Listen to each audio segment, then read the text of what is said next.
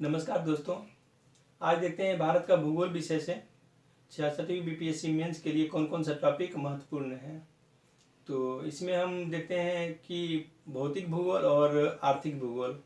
तो भौतिक भूगोल से क्वेश्चन नहीं पूछता है, लेकिन सिलेबस में दिया हुआ है, इस दृष्टिकोण से पढ़ना आवश्यक है ताकि किसी भी परिस्थिति में आप क्वेश्चन को हैंडल कर सकें।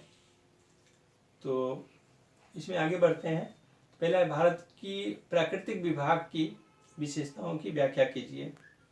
तो प्राकृतिक विभाग में आता है उत्तर का पर्वतीय भाग, दक्षिण का प्रायद्वीपीय भाग, उत्तर का विशाल मैदान और तटीय भाग और द्वीप समूह। तो इसको देख लीजिएगा, थोड़ा सा एक दो बार पढ़ लीजिएगा तो अच्छा रहेगा।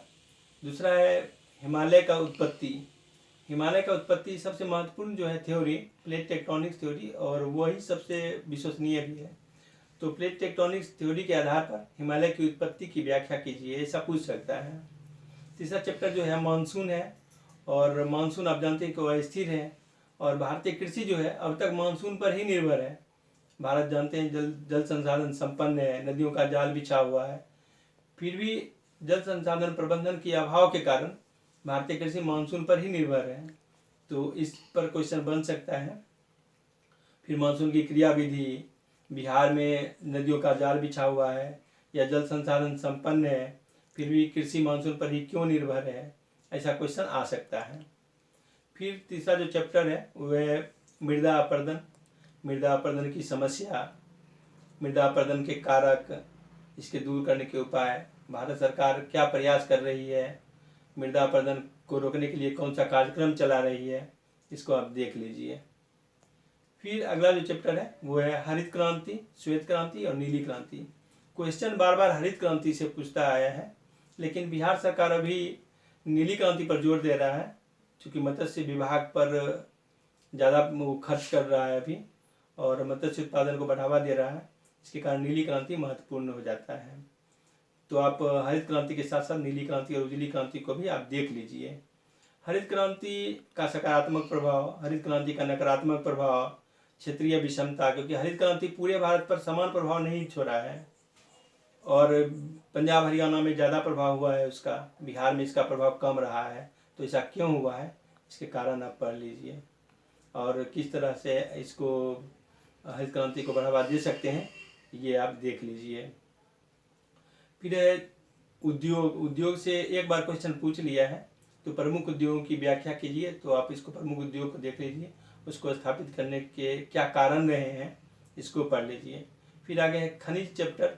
तो खनिज में बिहार में खनिज नहीं है, तो बिहार में खनिज के अभाव में आप बिहार को किस तरह से विकास कर सकते हैं, इस दृष्टिकोण से पढ़ लीजिए। फिर भारतीय खनिज नीति क्या है, इसको आप देख लीजिए। फिर अगला जो चैप्टर है वो है जनसंख्या, और ये बहुत महत्वपूर्ण है, क्योंकि जनसंख्या से प्रत्येक बार एक क्वेश्चन किसी तरह आ ही जाता है।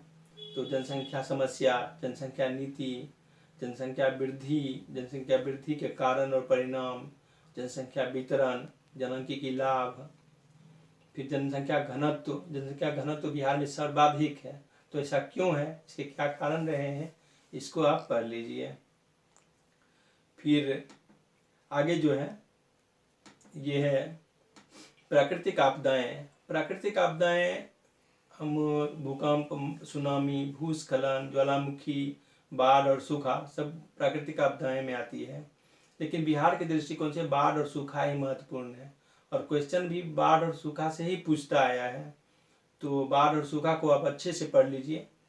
बाढ़ और सूखा के कारण, इसका वितरण, इससे हानि, इसे कैसे दूर कर सकते हैं।